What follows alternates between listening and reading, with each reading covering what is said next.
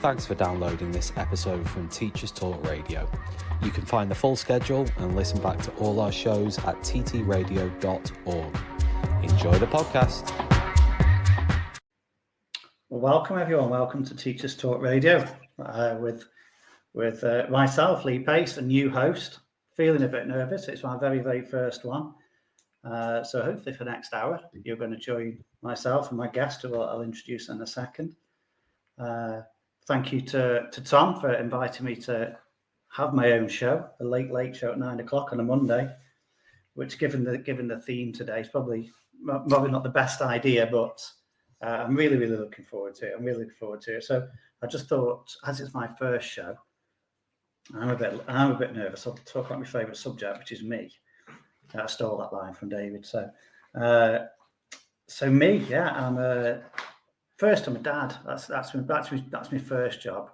My daughter's Millie, who's incredible and also upstairs, and hopefully won't interrupt us too much.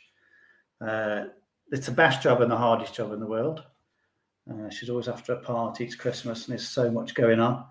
She wants this, she wants that. I've had to order a duvet cover tonight with snowmen on it. So that's my first job, a dad. I'm also a runner. Well, sort of a runner. I broke my foot about 3 months ago and I'm just getting back into it. I'm allowed to run in about 2 weeks. So I can't wait to do that. And also I'm a train spotter.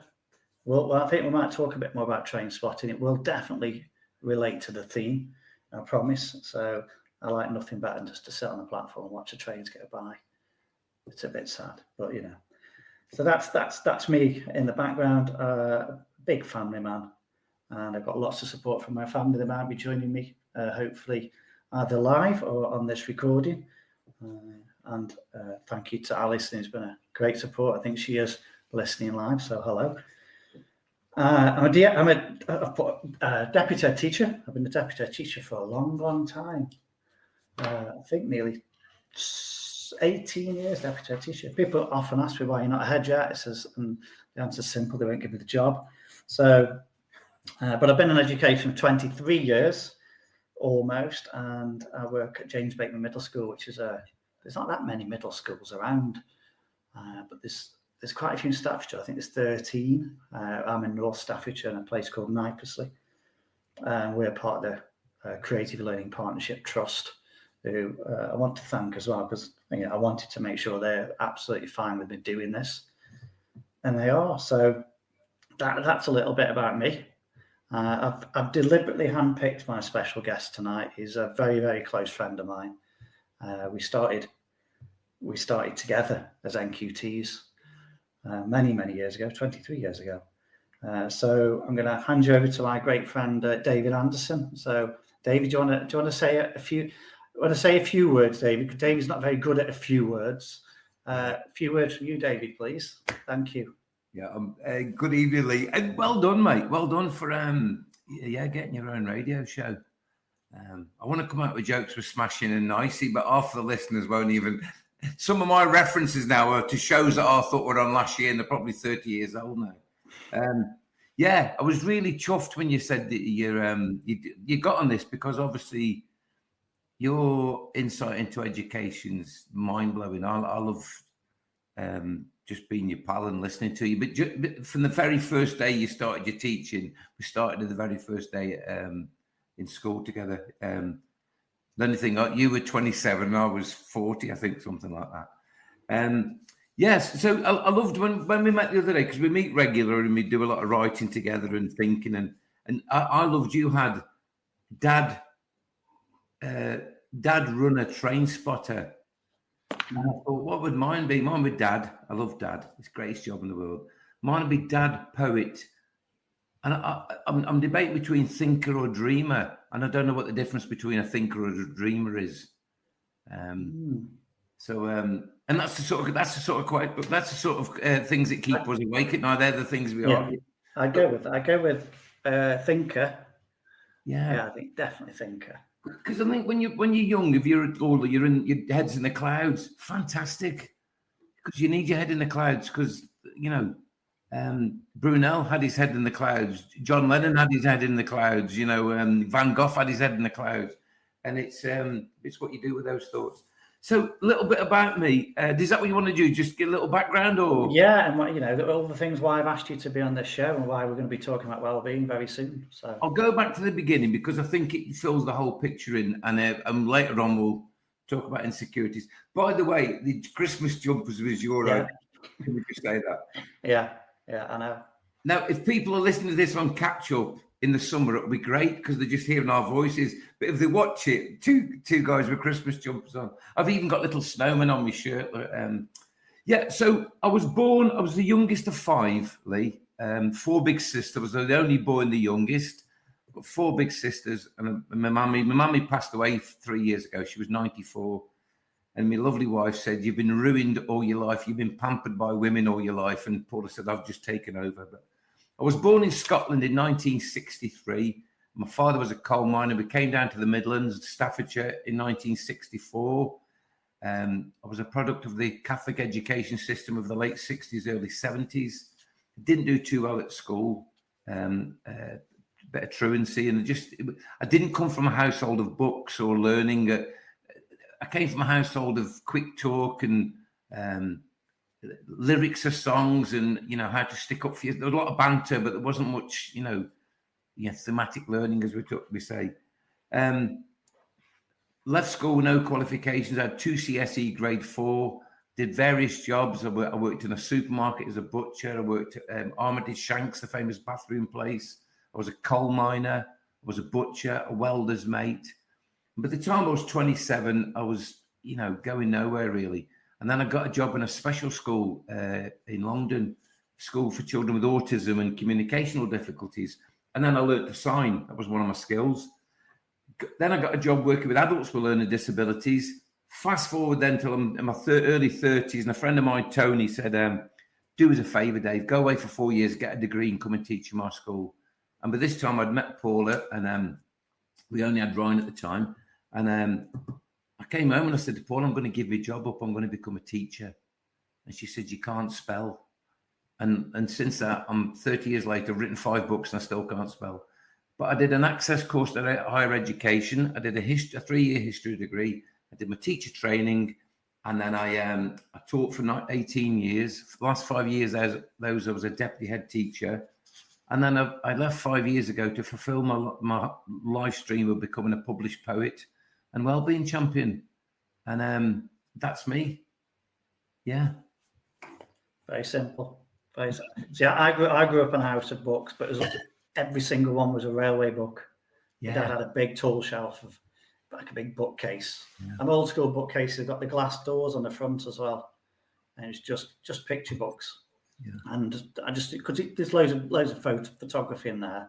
And even did you have the videos that look like books as well? Yeah, man. The VHS things, they were good, weren't they? So I think my vision for this show, and I think the show's going forward, is just they're listening in to me have a conversation with a special guest or special guests. Yeah. The reason, my big passion in education, I suppose, and my first passion is like the evidence and form side of things. But I know that can't work. We can't be real thinkers in education if we're not looking after ourselves. Absolutely. Or if we don't feel great at school. So I thought Christmas is a time when we're just shattered. Yeah. So one of my members of staff walked past my classroom today. Said, "You okay, Lee?" I said, "Yeah." Well, I was just rubbing my eyes like this because I was just so tired. It's just you were crying. I was crying. I couldn't. Yeah. I was trying to teach maths. That's how good I am. But it's just a lovely thing that somebody just popped their head around and said, "You okay?" I said, "Yeah, I'm fine." I just rubbing my eyes. But I think everything around education. So I'm gonna take it right down now to maybe the mood will lessen, and hopefully, David, throughout the show we can pick it back up. Yeah. But I just think, particularly at Christmas, there's things like school productions, it's discos, there's non-school uniform days, trips, assemblies for parents. We're decorating. At our school, they're all decorating the door. They have to decorate the door, and it's like a competition who has the best door. And some very inventive ones. I'll have to put some pictures on LinkedIn. But we're doing that. It's Christmas lunch, Christmas church services. We do some fundraising. It's a talent show. Head teacher runs a talent show. And I think secretly she thinks she's like an agent for the. We have got some incredibly talented students. We also do like a Key Stage 2 extravaganza, and parents come in. So there's loads and loads going on. But sometimes we forget, actually, we're still teaching. We're still doing the leadership roles.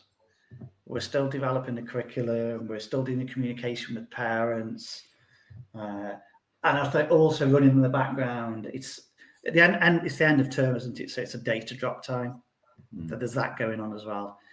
The curriculum review has landed as well. There's a new Ofsted framework. Yeah. So all of that's going on.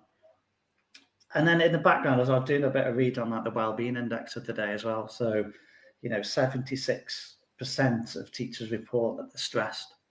This is the latest one.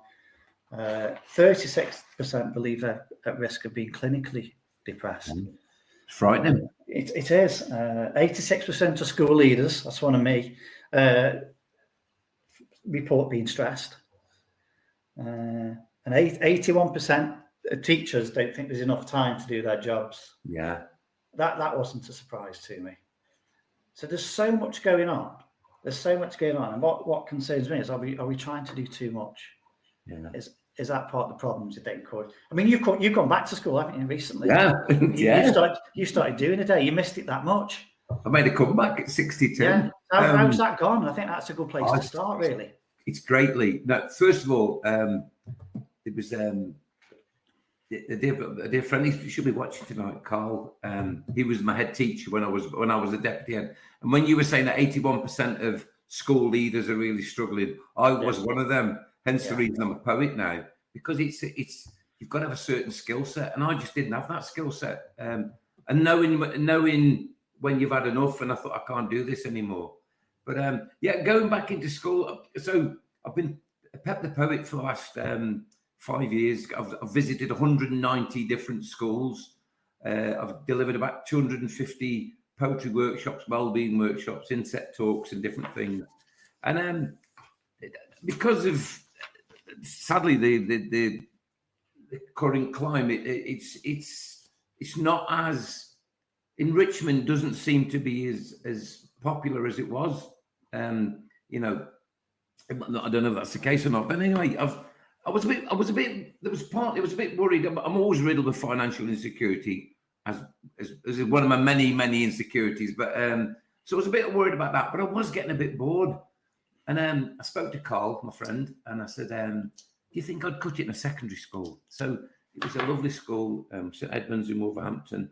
And I met the head teacher, and she was lovely. And she said, so I'm going back. I teach one day a week. I teach Year 7 history. And it's fantastic. I love it, mate. It's really good. The staff have really welcomed me. The children, they're lovely as well. I love forming relationships, but one class, I'm only with them every 2 weeks. So, the one class I probably only taught them 5 times or something since September. But, it's brilliant. The only problem is, and it's not a problem, is me. It's because I feel really old. But I said to the head teacher, said, Dave, she says, anybody over 40, the children I think are old. He says, they don't differentiate between. But it's very much online. It's very, because I came from a primary setting. I've never been a secondary school teacher. So I was a primary school teacher. And it's been really, really good, mate. Everybody's looked after me. I said to one of the guys, obviously me being a supply teacher, he said, oh, Dave, you're not a supply teacher. You're a full-time teacher just on one day a week. So they're really welcoming, I was included within, the Secret Santa. It's been really good, mate. Really, really good.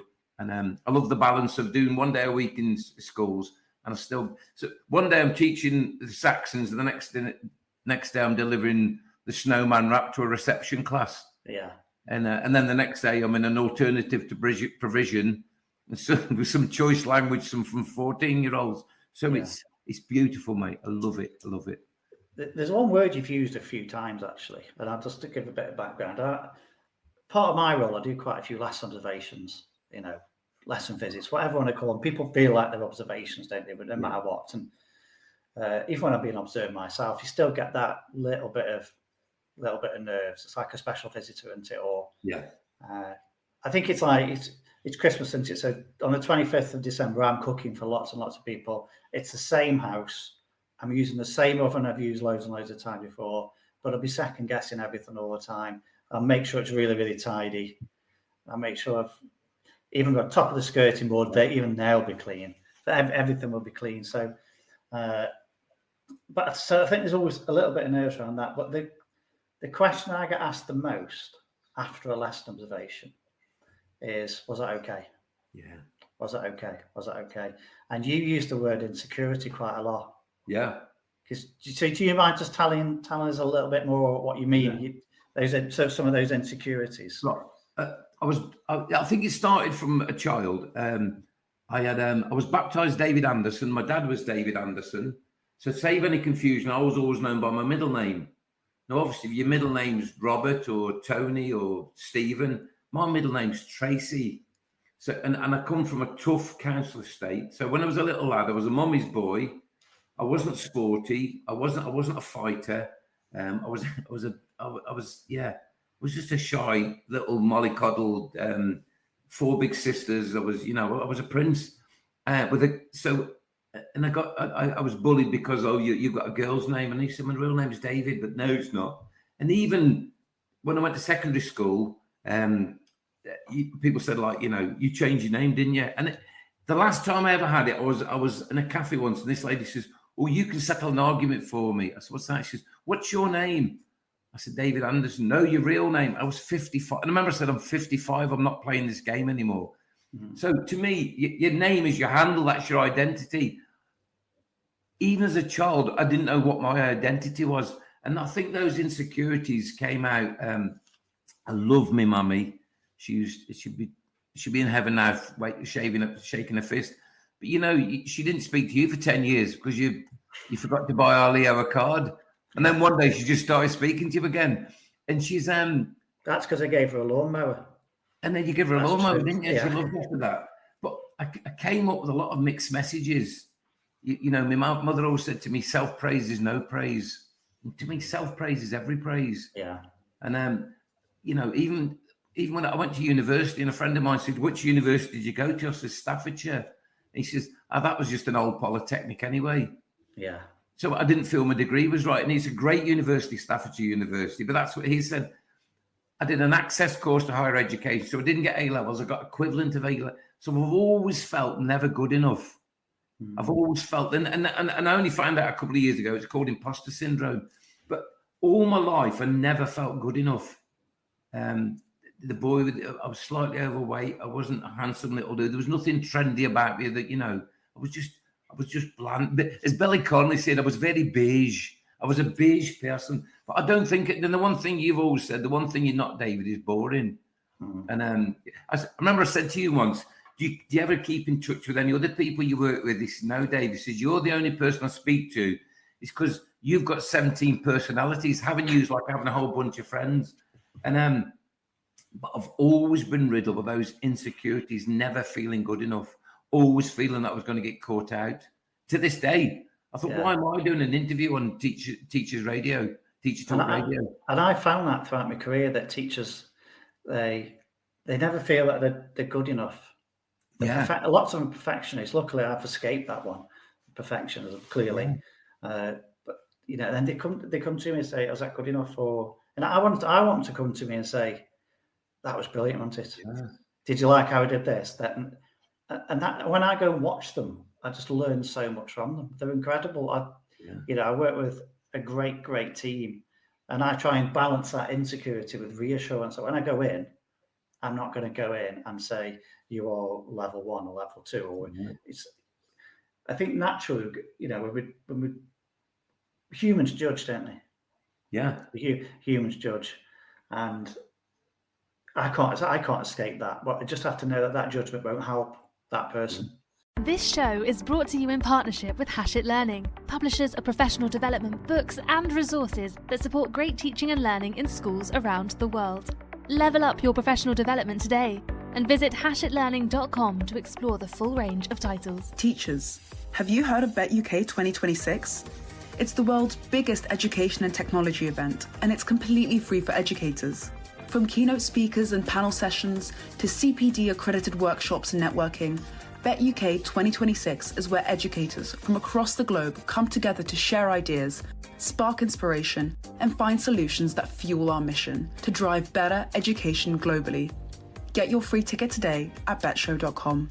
Hey teachers, it's Tom here from Teachers Talk Radio, just dropping in to tell you about Teachers Talk Connect 2026. We are back with our amazing big annual CPD and networking extravaganza in Manchester. It's on Saturday, the 14th of March, and tickets are completely free for teachers. Just head over to ttradio.org/Connect 2026 to grab your ticket today. We can't wait to see you there.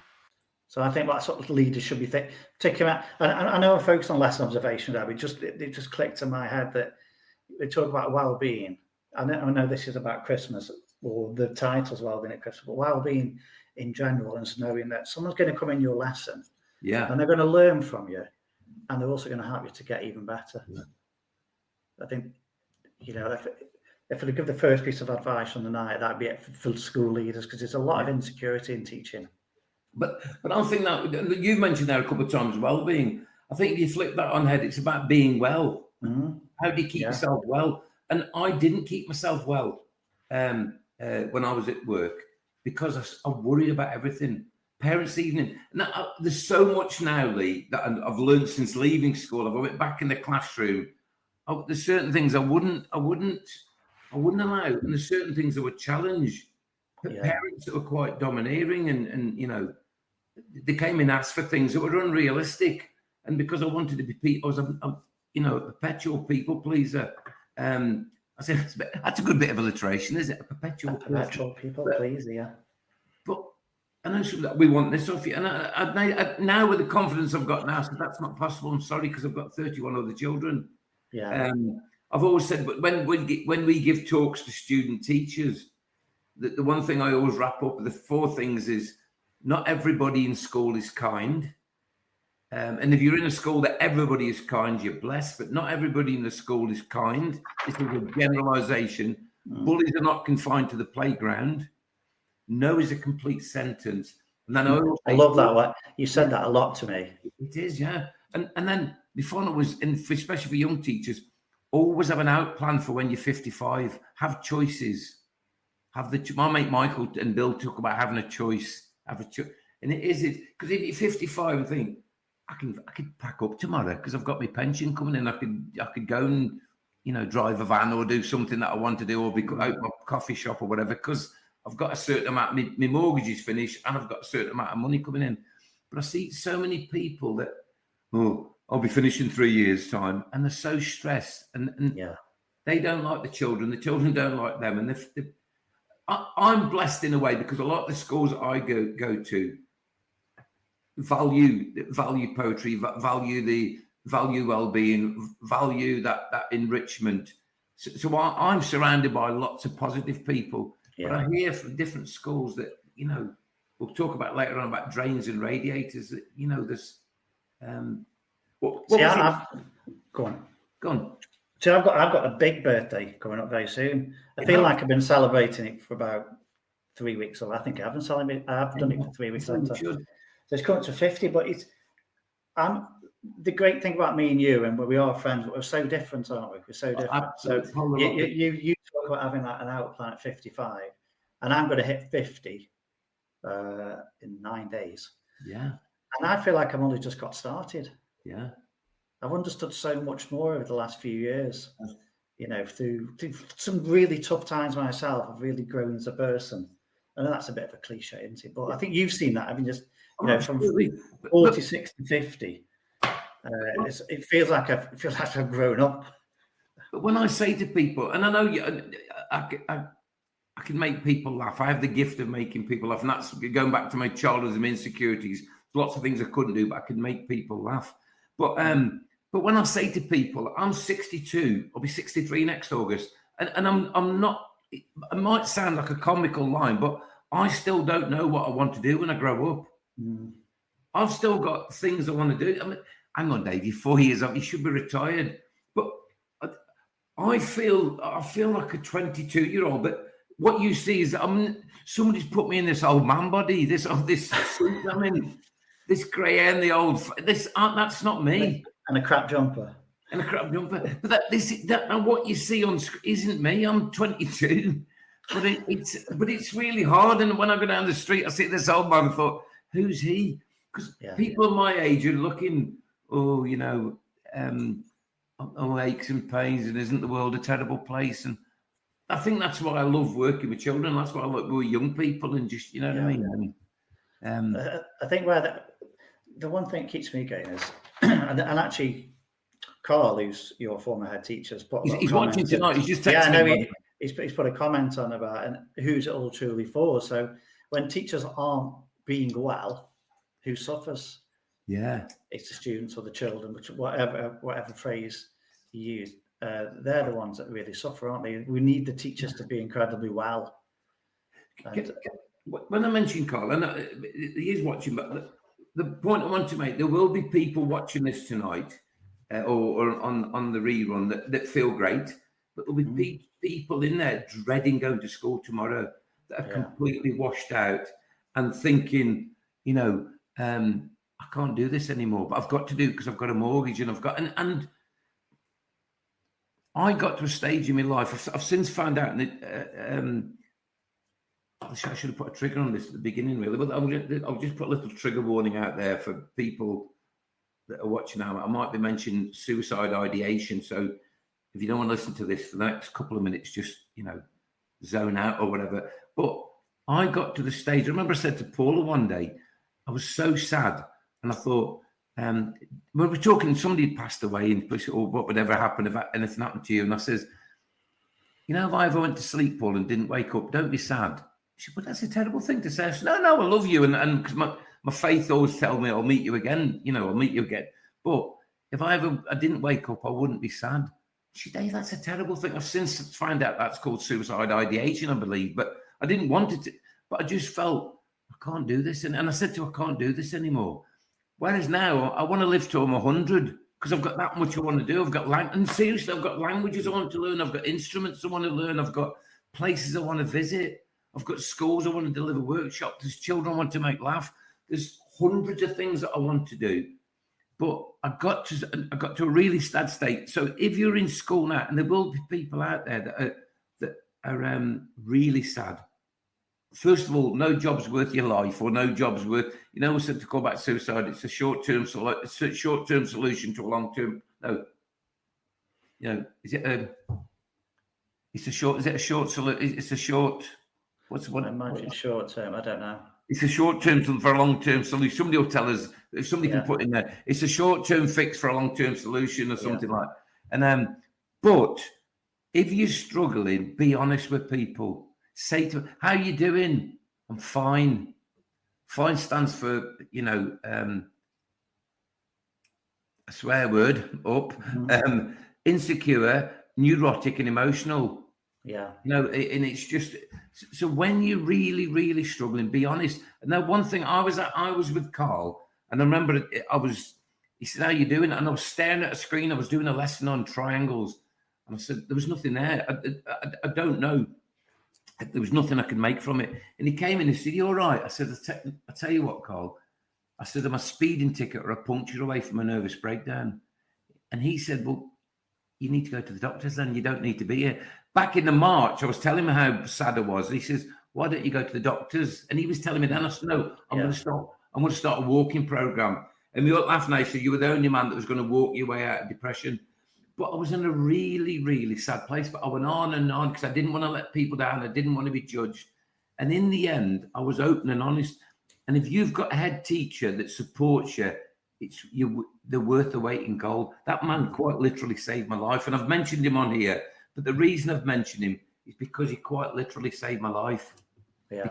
Because I know there's teachers out there that have said they want to be off, and there's head teachers ringing them up, and but if you're really, really, really struggling, be open and honest, look after yourself, and that's it's a bit deep, but we'll line it up in a minute. But this just similar thread, Dave. But was it that 2.5 years ago? I was doing just completed my MBA. So I'm really, really proud of that. But 2.5 years, I started as a postgraduate diploma in leadership and management. And I had some difficult times in my life. Really tricky times. I lived every minute of it. I know, you did. And I remember I've got, you have a tutor, you know, it was like, and so I'm working full time. I'm trying to do this level 7 postgraduate diploma. And I was just falling behind. And you've got like your online portal where you have to log all your work and I was like months and months behind. And so my first answer to that was just to not log in. Yeah. And just sort of pretend it's not happening. I think a lot of, we do that, don't we? I think a lot of teachers do that. Yeah, definitely. Yeah. It's not happening. Eventually, after being chased up by my tutor a lot, who he's on LinkedIn, Dane Carton. He was incredible. And in the end, I just said, Dane, I really want to do this. One thing about me, Dave, is I've got a lot of resilience, and I really want to do it, but I'm miles behind it. I don't know where to start. I don't know what to do. Yeah. So he said, right, okay, let's not worry. Right, and he just put a plan in place for me because he knows the system. You were open and honest, and if people know that, they can help. Yeah. Don't they? Yeah. And if you say fine. Yeah. And I had about 3 essays due, and I said, Dane, I just need an extension. I just no way I can do this. Yeah. He said, and then he showed me how you apply for an extension. I got the extension because that time of year, I just need to say, I need some help. And it's probably one of the first times I've properly asked for help in my entire career. And it's always the first piece of advice I give to what used to be called NQTs, now ECTs. I always say to ask for help. Don't let things drift. Yeah. Because they soon do. They really. And I think 95% of the time, people are genuinely interested, and people will help. You know what I mean? And they will help because they love helping as well. And particularly in the school, if someone comes to me and says, Lee, I'm really, really struggling with this, I'm really, really struggling with that, and you can give them some sort of solution or just help them. And, it feels great. It feels amazing. I was talking to a friend of mine today, David, and I was on about a guy called David Hine, a great guy. And he said to me, we were talking about insecurities and that. I says, if you've got insecurities like I have, he said, Dave, everybody's got insecurities. I've never known anybody like you're just open and you tell everybody. And I was just thinking a minute ago, if some of the viewers think, hang on, why is he drinking cider on the thing? It's Iron Brew. And the reason I'm saying that, mate, is because especially one of the coping mechanisms to, sometimes when you're struggling, some of the coping mechanisms is to find alternatives, is to drink or to do things. And I know for a fact, and everybody, I tell everybody I meet, I've been a recovering alcoholic for the last 26 years. Because when I was younger, I had these insecurities, and the one thing that masked it all is if I just drank to oblivion. And I played rugby and I just drank, and I was never, I was never drinking vodka in the morning. I never went to rehab, but every time I went out, I became drink dependent. But every time I had to get drunk because it was that oblivion. It just blanked out this nonsense. And I know some people say to me, like, I'm having a bottle of wine a night. Some teachers are going, and that's their coping mechanism. Like, I'm having a bottle of wine a night, or at least, Monday to Friday, I'm going through 3 bottles of wine. And loads of people will say to me, am I an alcoholic? And I think, but there's a whole, that's another podcast, you know what I mean? Yeah. But I always think, are you an alcoholic? There's 2 things that the definition of alcoholic in AA is we became to believe that we were powerless over alcohol and our lives were unmanageable. So once you've had one, can you stop regularly? And if you can, that's great. And the second one, a friend of mine, David, always says, when you have a drink, he says, if I have a drink, I because he's an alcoholic, he says, the reason I'm an alcoholic, when I drink, I can't guarantee my behavior. And that's for certain people. If you think like, and that's not violence. Are you become very melancholy? Are you becoming when you have a drink, does it alter your personality? Yeah. Either way. But I know there's quite a few people, especially leading up to Christmas, work. And there will be, mate, over the next few weeks, there will be people going to work stews and falling out with people and telling the head teacher what you all think about them. And I speak on behalf of everybody else. That because that was me. But I could tell that was good acting. It wasn't even acting, really. That was me. But, so if I am sipping, I'm sipping iron brew because it's been 26 years since I drank. So. I just get the brew. One of the things you said earlier, you talked. What I want to ask, you've been to hundreds of schools. Yeah. And I'm one of the things we really looked at when I did my study in leadership and management, culture. Yeah. So when you go into different schools, how quickly do you feel the culture? And that's a really fluffy question. As soon as you get in the door. There. And I tell you, the one person that sets it for me is the admin person. Yeah. And I've been to schools in London. I'm based in central England for those, Staffordshire. So I'm south of Stoke-on-Trent, north of Birmingham, and I've been to London. I've done Milton Keynes that way on Luton. I've been to Manchester, Cheshire, all the West Midlands. Never done any in the southeast yet or the northeast. But as soon as you walk in the door, oh, hello, Pep. As soon as you go in, oh, hello, Pep. You're Pep the poet, and she's. Oh, we've been expecting you. How are you doing? How was your journey? Yeah. Sometimes you'll go in this morning, and have you got your DBS? You think, right. And there's a couple. Culture's everywhere. It isn't just in the classroom. Yeah. And it's only happened in a couple of schools. Normally, the head teacher, even when they're really busy, really busy, mate. Because I'm not that important. That's one thing I've learned in life, and we've all said that I'm not that important. But sometimes the head says, "Hi, David. Thanks for coming. I'm the head teacher, Lee Pace. I'm sorry, the admissions meetings or whatever, governor, but it's good to see you. Thanks very much." Sometimes I've been in head teacher, and obviously they've okayed for me to come in, but they've looked at me and they know who, and I can tell they've walked past me. They might be stressed to the high heavens, but they haven't even got time to acknowledge the visitor. Yeah. And I'm not saying, you need to acknowledge me, but that is the culture of the school. But 9 times out of 10 is as soon as you go in, it's the I always think the office staff, I always look after the office staff, the kitchen staff, and the caretaker, and especially the bursar because they pay me. But they're the ones that that they're really important for setting the standards of the school. See, one thing we talk about probably more than anything in our trust is kindness. Yeah. Well, I had a great conversation last week. We had a deputy head teachers network, and we talked quite a lot about kindness, and it sounds quite easy. It's not easy at Christmas sometimes if someone's annoyed you. You still got to be kind to them.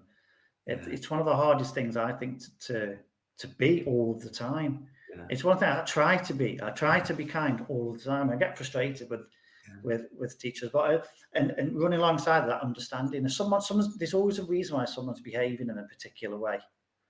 Yeah, always.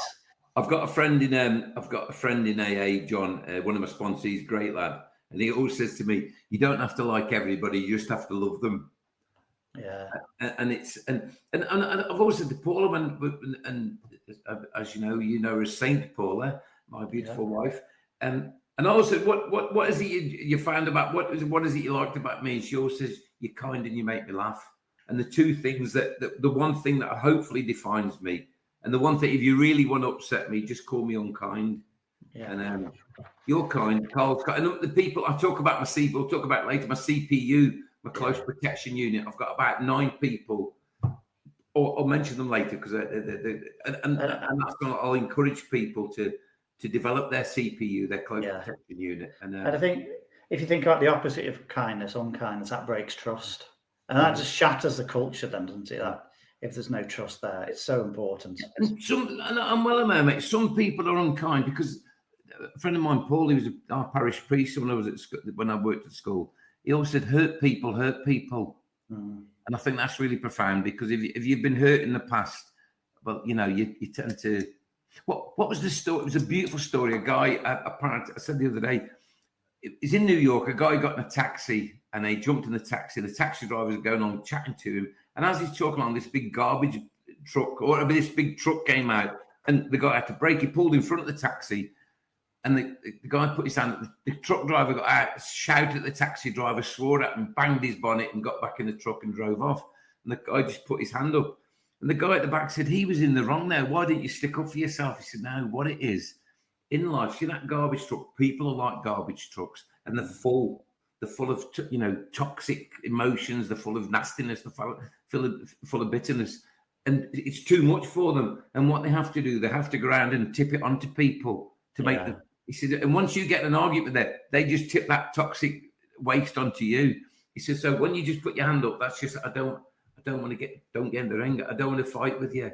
Yeah. A friend of mine, Holly, said to me once, you get invited to lots of arguments, but you don't have to attend. And I love that one, mate. So and I think in schools at Christmas, the tension's high because there's so much going on. I mean, what I try and work on as a leader as well is all those things I listed at Christmas are happening, and I think they're going to happen anyway. So I think partly be well planned for them. They're things you don't have an influence over. And we had a bit of a heated debate about some of the things that happen. And I think, well, sometimes I can be a bit of a Grinch, right? Miserable git sometimes. And the pressure production's put on people, the pressure assemblies put on people. And I always question, and it's not about me being right or wrong. I always think, is it worth it? Who's it for? Yeah. But actually, they're going to happen anyway, And it's really easy for me to say, you do a nativity because parents expected it. I expected it. When my daughter was 4. Because she played the role as a cow, and I loved it. And she played Mary. Yeah, and it was incredible, and I loved it.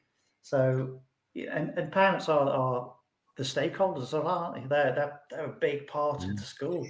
And I think, like we said, you and I are polar opposites. Because the one thing in our life, and I don't know if you're an atheist, but I am.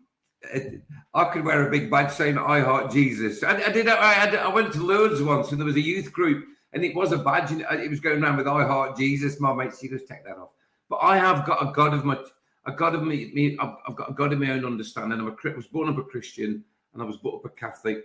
But the relationship I've got now, and I teach in a Catholic school now. I was a leader in a Catholic school, and I love my. But my son said to me once, he said, I love being a Catholic, Dad, but it's just a religion full of threats, isn't it? I said, no. And anyway, I went to my parish priest at the time, Father Peter, and I said, no, Dave. And I was 46 when this happened. It was 16 years ago. And he said, Dave, we've got a beautiful, gentle God that loves us unconditionally. He's never going to strike us down. That's the language of your mother, and, we've got and I've got a God of my own understanding. Now, for our viewers here, for those that don't know, an atheist is a complete non-believer. I'm from the I heart Jesus, and then in the middle it's or whatever faith you've got. And that's my particular faith. Or you're in the middle. If you're an agnostic, you're still making your mind up.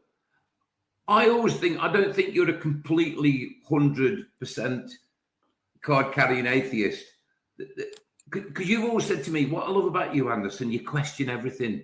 Yeah. I don't take anything verbatim. He says, but you were doing an assembly once there about the wedding feast at Cana, and I was explaining it to you. I said what it was, and Jesus was there, and had this wine, and they bought and you started smiling. I said, what are you smiling at? He says, there's not a part of you, there's not a single ounce of you doesn't believe this story, is it? I said, no, because it happened. And when I talk about my God of my own understanding, I've got a beautiful, gentle God. And for some people out there that have got a God, speak to God, speak to you, get to your faith. You know what I mean? And but again, so I just go train spotting, or I watch Professor Brian Cox. But that's what helps me. But that's why I've always said that Christmas, the first 1, 2, 3. Hang on, let me just spell it.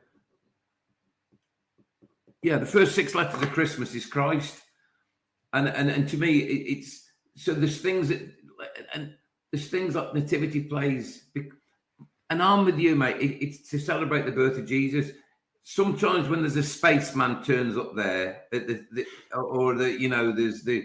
a crocodile or something. We had a good debate about this on Saturday. We said we weren't going to mention it, but assemblies and collective worship, and I think there's all learning in that. But again, going back to knows a complete sentence, if you're a year one to a reception teacher and people said, I want to put on the greatest nativity that ever happens, I can do that. But what about the phonics? What about the maths? What about this? What about all of you a key stage 2 and we want you to do a great Cole, he does some fantastic productions.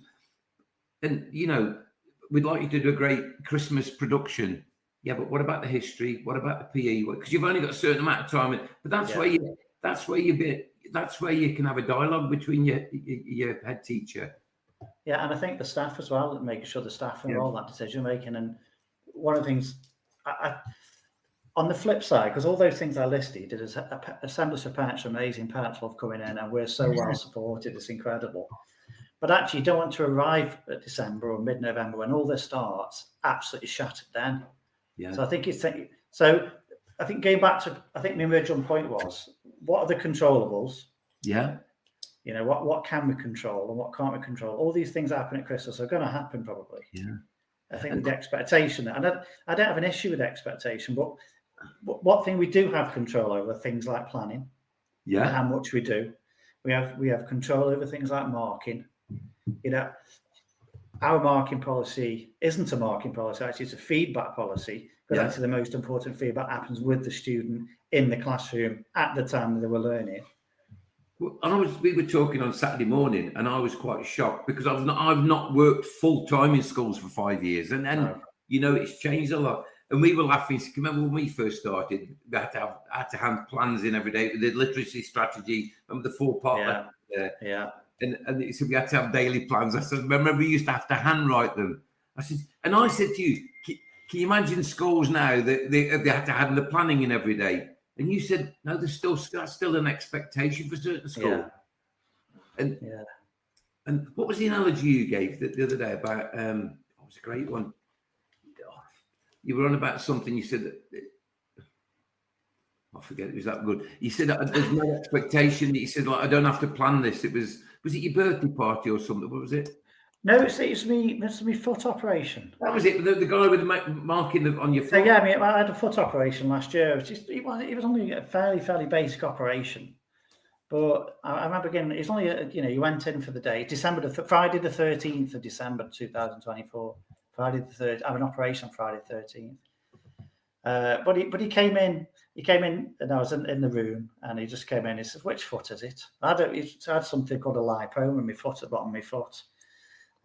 Which isn't serious, but it's just a pain, quite literally. My tonsils are coming out. Yeah, and he said, "Which foot?" I said, "So it's that foot." And all he did is get his pen out and just did that, and he said, "Yeah, see you in about 2 hours." Yeah, and that was it. That was pretty much his planning. And even on the letter, it's too. Did you have any key questions there or outcomes? He had no differentiation. He had nothing. And actually, the same thing happened. Remember me.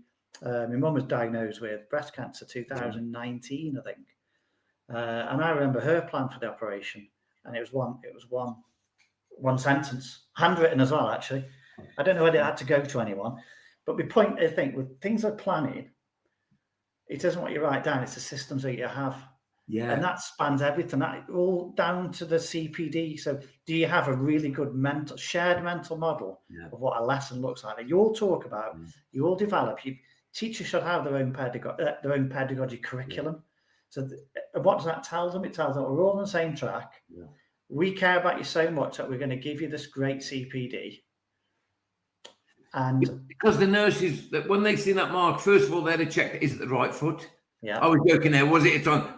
And I know sometimes it does go wrong, but is it the right foot? Is it? And they'll have done all the checks. The man will have done, or the woman, the surgeon, they will have done all the. It was a man on that because it was a man that operated on your foot. Yeah, Dr. Reese. Dr. Reese at Nuffield. But he's done lots, and you assume he's got. You assume he's qualified, but you do. But always, I hope so. But what? But why is it? Is it when you? I also when you go to we're not. I've got the mechanical aptitude of a tin duck, and but if I went into the garage, I'm going on Wednesday to get my tyres done, and Ant said to me, like, it's your brake pads. I don't argue. I just get them done. The man said, but sometimes with some parents as well. I think little Johnny needs to read more at home. Well, I disagree with you. For some people, teachers are the only profession I know professionally they're challenged all the time. And I think it's because everybody's been to school. And when you're little, you played at schools. It's very rare you played at plumbers or played at surgeons, but people played at school, didn't they? Pretending they were teachers and that. But everybody's got an opinion on education. Because they've all been through school, though, haven't they? We've all been, vast majority have been through school, so we think we know how it works. I remember once I asked a teacher once about something, a parent, it was, we need to read more. And where did you come up? And where did this idea come from? I said, 5 years at university, a year's access course, 3 years at university, 5 years study and a postgraduate. That's where it came from. And at the time, 9 years of working every day in a classroom. I'm an expert at what I do. That's where it's come from. Yeah. But and I think that's what it is. The higher the expertise, you shouldn't need.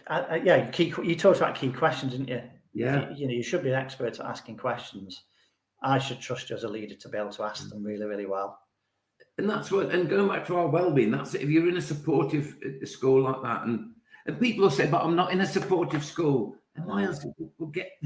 You have to be there because you're contractually obliged, but you're not.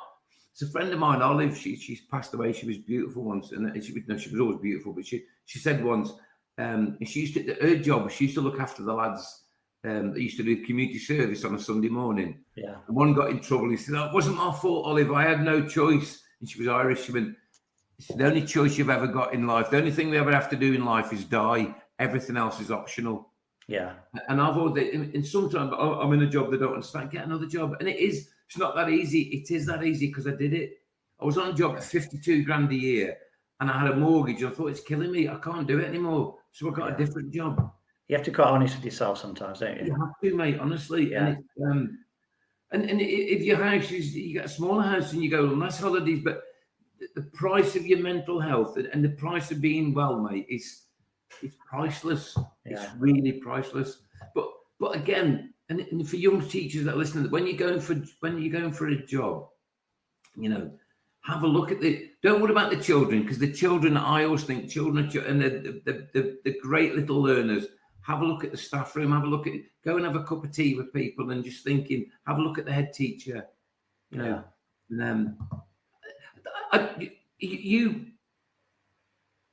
can honestly say, mate, in the schools I've been to, I don't see many negative leaders in school. But I think it's because the ones that buy me in value what I offer and value the well-being and that. Yeah.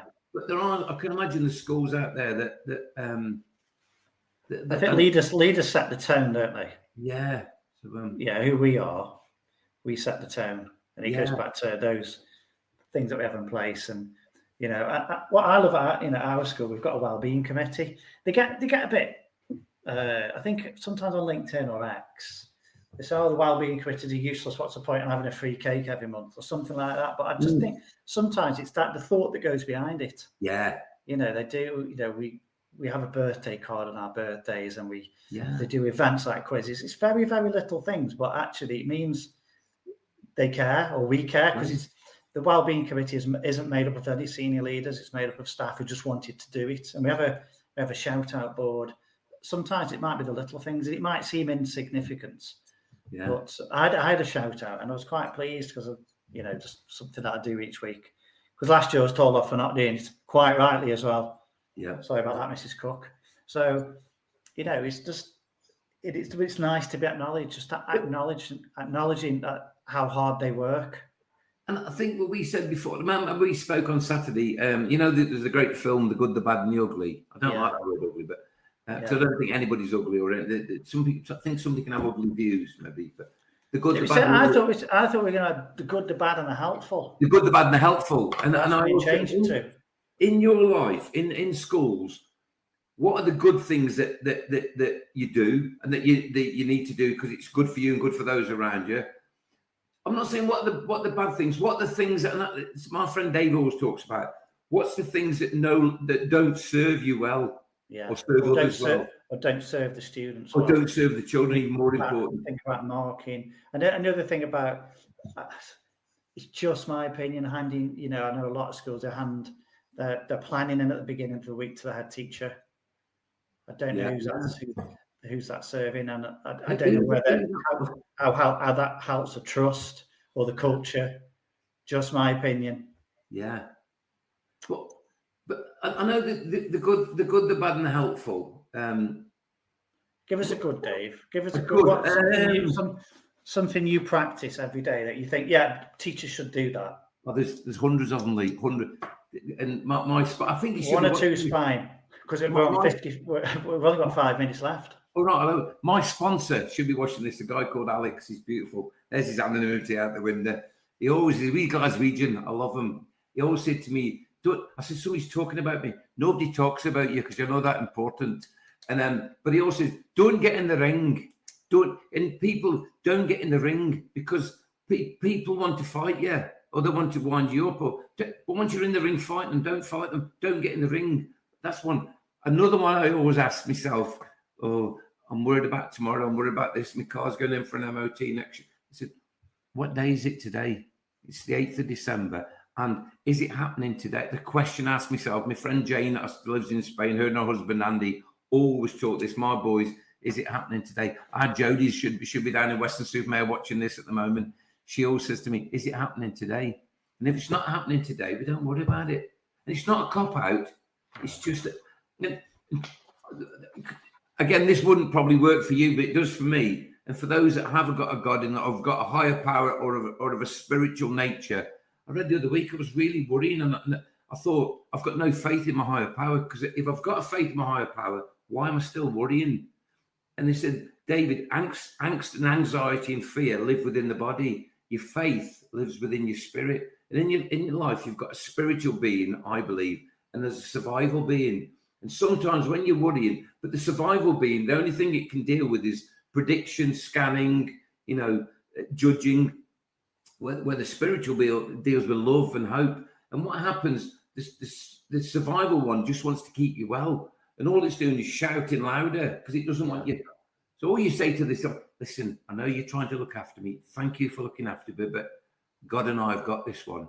So, and all I do is, one of the things I did the other day was when I'm feeling really stressed, and for anybody, a takeaway from this is just feel your chest and just say, any God that you've got or a higher power, God, I am here, you are here, and in this moment we are safe. And that's what I do. I just bring myself into the here and now. I'll finish on this one because we have got 2 minutes left. Drains and radiators. People fall into two categories. They're either a drain that drain the lifeblood out of you, that drain the positivity out of you, or they radiate kindness and love. And you can tell the drains because they'll say, how are you, Lee? Oh, Lee, I've had a terrible day. Oh, and the drain. And what I tried to do, Lee, I tried to go around and fix them all. But in the end, I fell in one. You know what I mean? And the secret is they don't want to be fixed, because that's where they get the self-esteem from. That's where they get their attention from. And what's the old classic? If you're in a room full of 4 entrepreneurs, you become the 5th one. If you're in the room full of 4 moaners, you become the 5th one. And that's for staff rooms. I mean, a lot of the staff rooms I go are really positive, but I have been in some toxic staff rooms. Not in gladly not in the last 5 years or when I was, but there are some places that, take yourself out of there. Yeah. You know what I mean? Definitely. So one thing I can't say about my school, I love our briefings. They always make us really smile. And I've been blessed. They end up with a lot of laughter, which is really, really good. So, but thank you very much, Dave. You've been incredible. We could have fiddled. You've made me feel quite safe tonight as well as my first show. And I just want to finish with this. I was watching a podcast the other day. I think it must have been the Diary of the CEO podcast. Yeah. And it's with Jimmy Carr, and got a controversial comedian, isn't it? And then he was asked, what's the meaning of life? And he said 5 words. And he said, enjoying the passage of time. Yeah. We've got to really enjoy it. We've got to, teachers go into teaching because they really love what they're doing. And if they're not loving what they're doing, I think perhaps that they need to find the right school. Yeah. I think that's but you've talked about that a little bit, haven't you? Look at the passion. I was on the way down to London last week. There's a girl got on the train. She says, "You're Mr. Anderson. You taught me, Tony." And I think she's watching tonight. You, Mr. Pace, both taught me. And oh yeah, you sent me a picture and said, "You know, she looked completely different." But thank you very much. Thank you very much, and thank you if you're listening now, and thank you if you're listening later as well. So, till the next time. You've been listening to Teachers Talk Radio. Tune in live and listen back at ttradio.org. We look forward to hearing from you next time on Teachers Talk Radio.